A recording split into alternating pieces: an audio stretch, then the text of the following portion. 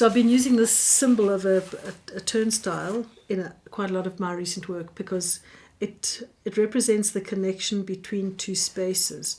So a turnstile is often a kind of a limiting thing when people move from one physical space to another. You get turnstiles into parks or into restaurants or supermarkets or something. And I mean, I think I really love the linear nature of the symbol itself and the fact that it moves, that you actually get a feeling of the turnstile moving in space.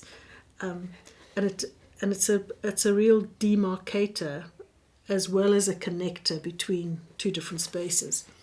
So in this particular painting I've used my grave symbol alongside the turnstile symbol, because for me graves are also a connector. It's a connector between living people and dead people. So it's the physical manifestation of the connection that I'm using here. And I didn't try and distort these images or these symbols at all, because I want them to be what they are. So these two works actually go together. Well, I kind of wanted to make one about the internal space and one about the external. So that's why they're kind of almost identical, but they represent something different to me.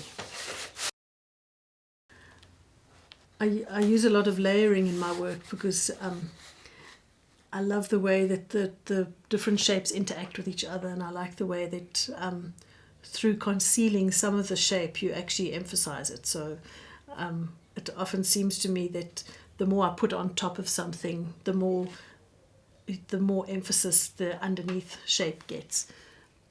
This one is a turnstile. There is a more kind of old-fashioned turnstile put over one of the turnstiles that you get that is really it's a security turnstile. It's the kind of thing that you get into ministerial buildings, and it's definitely there to monitor and keep people out. So I like the juxtaposition of the softer one, the one that's easy to turn, the one that people move through easily, and the one that is actually used as a barrier. I mean, I really love layering, not only layering color and shape, but also the layering of line. I enjoy the way that it makes you look at line in a different way. I like the way that things float and move against each other.